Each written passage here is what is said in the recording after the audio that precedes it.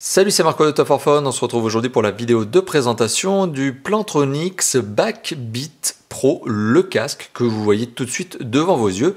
Plantronics, c'est une marque que j'ai déjà eu l'occasion de vous présenter bien récemment lors du test, lors de la présentation du Plantronics Backbeat Fit. D'ailleurs, je vous engage tout simplement à regarder la vidéo.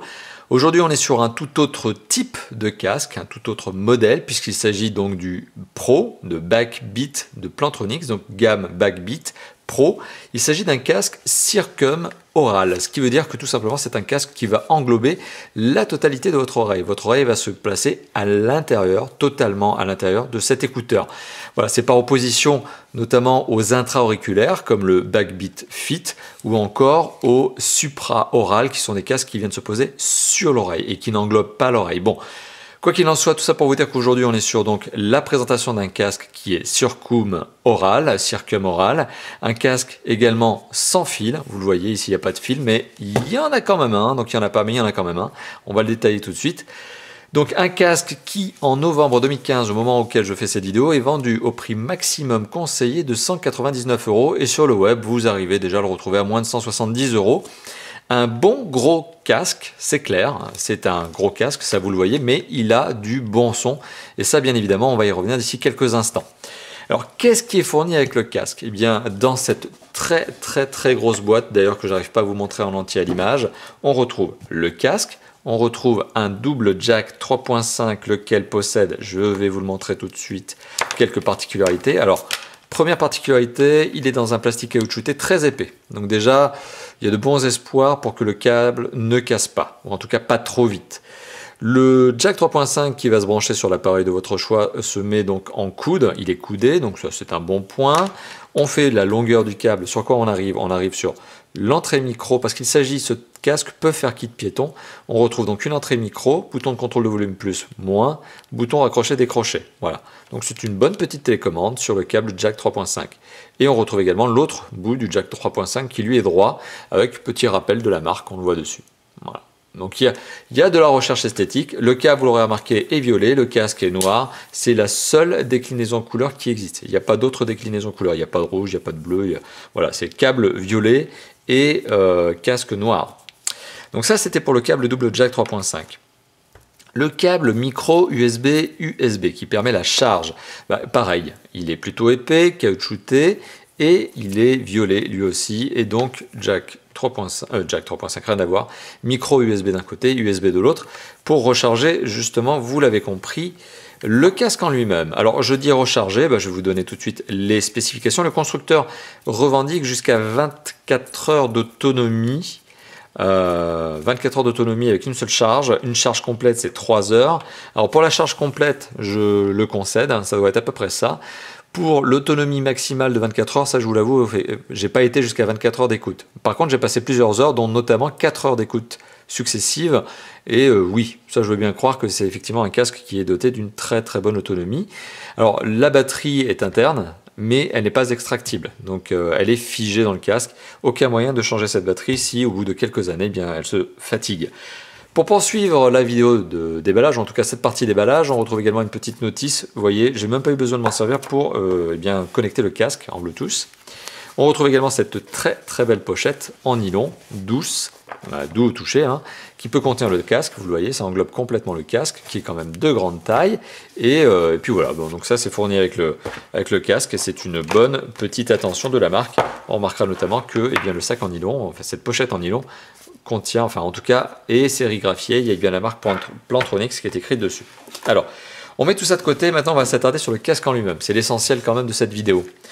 Alors le casque en lui-même, il est mouse. Bon, vous le voyez au niveau des dimensions, on est quand même sur quelque chose qui est costaud, tout simplement parce que comme je vous le rappelle, c'est un casque qui va entourer vos oreilles. Donc il faut déjà des bons gros écouteurs et forcément il faut un bon gros arceau, tout ça pour le tenir.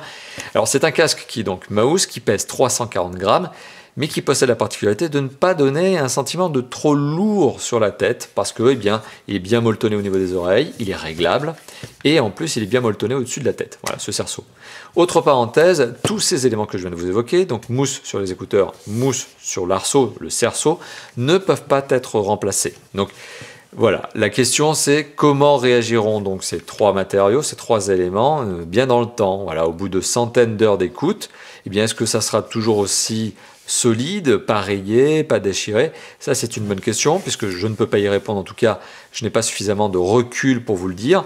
En tout cas, ce qui est sûr, c'est que le casque est fabriqué avec soin. Voilà, il y a un vrai bon niveau de finition. Alors le design n'est pas forcément le plus folichon qui soit, il est noir, il est classique en design, hein, écouteur rond, arceau, ok. C'est plutôt classique en design, mais d'un autre côté c'est pas trop extravagant. Donc pour ceux qui sont pas très fans des casques en plastique qui ont des formes bizarres et qui sont rouges, vous avez celui-là qui est noir et beaucoup plus sobre en termes de design. Ce qui n'est pas forcément une mauvaise chose en soi. Alors, si on fait le tour du propriétaire, qu'est-ce qu'on regarde? Donc sur l'arceau, donc le dessus de votre tête, vous allez retrouver cet effet cuir. Je crois que c'est un effet cuir, parce que ça m'étonnerait que ce soit du cuir, mais rien n'est sûr. Perforé sur le haut, probablement pour laisser passer un petit peu plus d'air, et sur le dessus, complètement uni. Bien molletonné. Franchement, c'est un bon point, parce que ça permet justement de bien amortir le poids sur le haut de la tête. Il y a une certaine souplesse au niveau de l'arceau. Et je trouve ça plutôt rigide. C'est-à-dire que c'est une souplesse, mais j'ai pas l'impression que ça va casser dans mes mains rien qu'en faisant ça. Alors qu'il y a d'autres casques que j'ai pu tester qui étaient qui me donnaient pas confiance. Là, bon, je suis relativement confiant sur le truc. Les arceaux, donc l'arceau, pardon, eh bien, à chaque extrémité permet de placer l'écouteur, ce qui est assez logique. Un écouteur, vous l'avez remarqué, qui est réglable, c'est valable des deux côtés. Donc vous avez une construction métallique graduée, ça c'est une bonne chose parce que ça vous permet de gérer pile poil le même écartement d'un côté et de l'autre. Ça c'est principalement pour de l'esthétique, mais personnellement je suis assez fan de ce genre de choses. Donc bon point. Petit rappel de la marque Plantronics sur un plastique glossy, mais qui me semble relativement résistant à la rayure. Donc c'est un bon point supplémentaire. Le reste des écouteurs, lui, est construit dans un plastique mat. Donc on a deux écouteurs. Bien sûr, vous avez le gauche, vous avez le droite. Vous avez vu donc left et right. Vous avez vu que vous avez les lettres à l'intérieur. Petit rappel violet, comme les câbles. Petit rappel aussi violet du modèle Pro ici, en tissu cousu. Alors, si on reprend les écouteurs, vous l'avez vu, ils sont flexibles. Ils sont flexibles en horizontal et un petit peu aussi en vertical. C'est-à-dire que vous avez aussi un autre mouvement ici. Donc tout ça permet de bien les adapter à votre tête. Donc ce casque a un port qui est très agréable. Là-dessus, pas d'inquiétude. Donc c'est vraiment un bon point. Autre bon point, franchement, on sent de la solidité. Alors je vous garantis pas que si vous y allez comme un malade comme ça, vous n'allez pas le casser. C'est sûr qu'au contraire, vous allez le casser. Mais je sens, voilà, il y a une bonne qualité de fabrication. Le casque ne fait pas de chip. Très loin de là. Alors sur le côté gauche, qu'est-ce que l'on retrouve? On retrouve un bouton Play, Pause, on retrouve le logo NFC, parce que si vous voulez connecter ce casque en Bluetooth, vous pouvez aussi le paramétrer, l'appairer avec le NFC, c'est plus rapide, c'est ce que j'ai fait notamment avec mon LG G2. Vous branchez votre LG G2 ou n'importe quel autre téléphone qui est doté du NFC sur cette plaque, voilà, vous laissez le téléphone faire.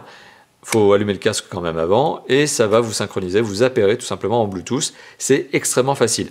Si vous n'avez pas de NFC, il faut faire une petite recherche dans les paramètres Bluetooth de votre téléphone. Ça va durer au maximum 1 minute. Voilà, c'est vraiment extrêmement rapide. Sur le côté gauche du casque, qu'est-ce que l'on retrouve d'autre? Bon, il y a des petites figures de style, vous le remarquez, avec des grilles. On retrouve ici un petit bouton qui s'appelle ANC. Alors ce bouton, c'est une des particularités de ce casque. Une très belle particularité, c'est qu'il a un réducteur de bruit. C'est-à-dire que lorsque vous êtes en milieu bruyant, par exemple, ce casque, avec ce petit bouton, vous permet d'activer le mode réduction de bruit extérieur, et c'est-à-dire que vous entendrez moins le bruit dans vos écouteurs, tout simplement parce qu'il y a un phénomène de bruit noir. Le casque va essayer de compenser le bruit ambiant par un bruit qui va l'annuler. Voilà, c'est un son qui est censé annuler le bruit extérieur. Et ça marche. Et ça marche. Ça permet significativement de réduire le bruit extérieur, sachant que rien que ça, rien que ces écouteurs avec cette mousse, déjà vous entendez. En théorie, vous n'entendez rien. Pour réussir à entendre quelque chose, il faut vraiment que quelqu'un hurle à côté de vos oreilles. Et à ce niveau-là, à ce moment-là, vous avez ce bouton qui vous permet de réduire encore le bruit extérieur. D'ailleurs, bonne petite parenthèse, c'est que l'extérieur aussi vous entend pas. Une fois que vous avez ça sur vos oreilles, c'est hyper bien molletonné, hyper bien placé sur vos oreilles, le son ne filtre pas avec l'extérieur. Donc il a énormément de mal à filtrer vers l'intérieur, surtout si vous activez ce mode, ANC, réduction de bruit. Mais en plus, il a extrêmement du mal à sortir. Donc c'est vraiment... d'ailleurs, on ne vous entend pas. Pour vous dire, j'ai fait le test, j'ai mis le casque sur mes oreilles, j'ai mis le son, mais vraiment à fond, à m'en faire exploser les tympans. Personne ne m'a entendu autour. Donc c'est vraiment quelque chose de très très bien conçu à ce niveau-là. C'est agréable. C'est-à-dire que vous êtes dans votre univers, vous écoutez votre propre musique. Vos voisins ne se plaindront pas parce qu'ils ne vous entendront pas, justement. Donc c'est un très bon point. Ça, c'est pour l'écouteur gauche. Qu'est-ce qu'on retrouve en dessous? On retrouve le connecteur micro USB pour charger la batterie, le jack 3.5 si vous voulez l'utiliser en filaire, parce que vous pouvez utiliser ce casque en filaire sans que la batterie soit chargée. Si elle est déchargée, il vous reste encore la possibilité de le mettre en filaire. Sur le côté droit, alors on retrouve le bouton raccrocher-décrocher. Comme je vous l'ai dit, ce casque peut faire kit piéton. Vous retrouvez également ici cette molette qui vous permet de faire le réglage de volume plus. Alors elle tourne à l'infini vers le plus, à l'infini vers le moins. Quand vous êtes au plus, par exemple, le casque vous parle en anglais et vous dit, enfin il y a 14 langues paramétrables, mais il va vous dire par exemple que vous êtes au son maximum. Lorsque vous le mettez au minimum, par contre pour le coup, le casque ne vous dit rien. Sur la gauche, je ne vous l'ai pas dit, mais vous avez aussi cette molette, mais elle, pour le coup, elle ne va pas à l'infini. Plus, donc vers le haut, vous allez sur le titre suivant, vers le bas, vous allez vers le titre précédent. Voilà, donc c'est assez instinctif. Franchement, on prend allez, 10 minutes pour prendre le coup de main, mais c'est hyper instinctif.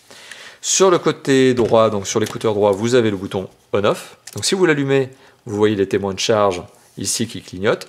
Je crois que ça va jusqu'à 6. 3, c'est moyenne la batterie, enfin c'est batterie moyenne. Voilà, donc c'est les indicateurs de charge. Et quand vous l'éteignez, vous êtes en rouge, témoin rouge. Allumez, hop, vous voyez que vous êtes à moitié de batterie, vous l'éteignez, vous êtes en rouge. Voilà. Sous le casque, vous avez la possibilité de couper le micro. Voilà, donc si vous êtes en conversation, hop, vous faites ça, vous êtes en mute. Voilà, donc au niveau du confort d'utilisation, en tout cas au niveau du port, on est sur du très bon. Au niveau justement du son véhiculé à l'intérieur, donc on est sur du très bon. D'ailleurs maintenant c'est la parenthèse, est-ce que le son est bon? Alors le son est très homogène. Alors ça peut être vécu comme un point positif, ça peut aussi être vécu comme un point négatif. Ça veut dire que ce casque n'est pas spécialement bon dans les basses, mais il n'est pas mauvais. Il est vraiment très homogène. Homogène dans les basses, moyens et aigus. C'est-à-dire que vous avez un son qui est clair dans toutes les situations, et qui s'adapte plutôt bien, de manière générale, à tous les types de musique que vous pouvez écouter. Mais ça n'est pas un casque qui est spécialement dédié à un type de musique, contrairement à certains casques concurrents de certains rappeurs américains, vous voyez de quelle marque je parle, qui sont beaucoup plus typés par exemple basse, et donc ils vont plus aller dans de la musique type rap, dub, etc. Ici on est sur un casque qui est très homogène, vraiment très homogène, aigu, moyen, basse, et qui est finalement typé à peu près tout type de musique. Il n'est pas segmentant, voilà, donc c'est un casque qui peut très bien vous permettre d'écouter eh bien, du rap, du dub d'un côté, et puis si vous avez envie de changer, vous pouvez très bien basculer sur du vocal, vous pouvez très bien basculer sur du classique, sur du rock, etc. Voilà, donc de la pop, etc. Donc voilà, c'est vraiment un casque qui est très homogène au niveau du son. Certains reprocheront, comme je viens de l'évoquer, c'est la deuxième fois que je me répète, ce manque de basse, à mon sens, c'est pas catastrophique. Surtout que ça doit être, je pense, mais j'ai pas pu le tester dans ce sens-là, ça doit être récupérable avec un equalizer sur votre téléphone. Si vous renforcez un petit peu les basses en provenant de votre téléphone par exemple, je pense que le casque peut accepter ce genre de choses. Donc vous allez moduler votre son en réglant avec un equalizer. Mais par défaut, le son est très homogène et c'est à mon sens un bon point pour ce type de casque. Voilà. Donc, qu'est-ce que j'ai d'autre à vous dire? Bien, je fais le petit tour de ma petite présentation. Si, je ne vous ai pas parlé du Bluetooth, je vous ai pas parlé, si, je vous en ai parlé comme étant un moyen justement d'être en connexion sans fil, mais je ne vous ai pas donné les normes. Donc, on est sur du V4.0, du EDR, A2DP et AVRCP. Donc, ça parlera aux connaisseurs. Je vais vous dire, moi, j'en connais pas la moitié de ces logos, de ces normes, mais bon, moi, ça me va. Donc, c'est du Bluetooth 4.0, A2DP, et puis basta, vous avez du EDR et du AVRCP, pardon. Fonction kit main libre, ça, je vous l'ai déjà dit. Et puis voilà, je crois qu'on a fait tout le tour, hein. Oui, c'est ça, on a fait tout le tour. Je reprends ma petite fiche, mais non, on s'est tout dit. Donc, globalement, qu'est-ce que je peux vous dire? Petit récapitulatif de la vidéo. Le casque est bien doté, il est bien fourni, il est bien packagé. Donc voilà. La seule chose que je reproche, c'est qu'on a des bons câbles, on a la belle pochette qui va, mais il manque l'adaptateur secteur. Bon, d'un autre côté, c'est un truc qui est fait par tous les constructeurs de casques. Voilà, et c'est toujours le truc du adaptateur secteur absent parce que théoriquement avec votre mobile vous avez déjà un adaptateur secteur, donc pas besoin d'en avoir un deuxième. Bon à ce coup-là, pourquoi vous avez un câble USB donc? Bon, on pourrait aussi dire vous en avez déjà un avec votre smartphone. Bon, c'est un petit peu dommage, hein. Mais c'est pas très grave en soi parce que vraiment tous les constructeurs le font. Donc ça c'est pour le packaging et pour les accessoires qui sont fournis avec le casque. Le casque en lui-même a un port qui est très agréable, un peu lourd, mais ça ne se fait pas sentir grâce à cette mousse. Le son est très enveloppant, on a du réducteur de bruit, du très bon. Les boutons sont bien placés, d'ailleurs on prend très vite le coup. Le son qui est véhiculé par le casque est très homogène, pas spécialement typé basse ou aigu ou médium, il est très homogène. Et on est sur un casque qui vaut quand même son prix, 199 €, là où quand même des concurrents atteignent assez facilement les 300 €. Donc on n'est pas sur un casque qui est donné, 200 € c'est quand même un budget, il ne faut pas dire le contraire, hein. Voilà, en cette période de crise, on est souvent à la dizaine d'euros près, donc 200 € c'est pas un petit budget, mais ça reste raisonnable par rapport à la concurrence notamment. Voilà. Donc qu'est-ce que je peux vous dire? Est-ce que mon avis est positif sur ce casque? Oui ou non? Oui, il est clairement positif. Il est clairement positif si vous cherchez un casque homogène et un bon gros casque, Circum Oral, et c'est le cas ici. Voilà, donc on est clairement sur un bon casque dans cette catégorie pour un prix qui est, à mon sens, tout à fait justifié. C'est du bon, voilà, c'est du bon rapport qualité-prix, c'est du bon performance-prix, tout à fait adapté, du bon casque à la Plantronics, comme on a commencé à les découvrir chez Top 4 Fun, et qui nous satisfont. Voilà, donc ce sont des bons casques, et c'est voilà, encore une occasion supplémentaire de répéter que je trouve que les produits de la marque sont très sympathiques. Voilà. N'hésitez pas à commenter dans cette vidéo, n'hésitez pas justement à donner votre propre sentiment sur le Backbeat Pro. N'hésitez pas justement à dire ce que vous en pensez. N'hésitez pas aussi à dire si c'est le type de casque qui bien, vous intéresse, vous conviendrait. Est-ce que c'est justement ce type de casque d'ailleurs que nous devons vous proposer plus régulièrement en test chez Top 4 Fun? Eh bien, n'hésitez pas à le mettre dans les commentaires. N'hésitez pas aussi à liker cette vidéo si vous l'avez likée, bien sûr, à la partager et à vous abonner à notre chaîne YouTube si ça n'est pas déjà fait. Si c'est déjà fait, je vous remercie. Et si ça n'est pas déjà fait, je vous le dis, c'est un petit bouton par là, il suffit de cliquer dessus et hop, vous êtes abonné. C'est gratuit et ça nous fait plaisir. Voilà, donc moi j'ai rien d'autre à ajouter si ce n'est à bientôt, bien sûr, pour d'autres tests, d'autres déballages et d'autres présentations, comme d'habitude chez Top 4 Fun. Et ça, vous nous connaissez et vous nous aimez pour ça. Voilà, donc rien d'autre à dire. Allez, à bientôt. Ciao, ciao.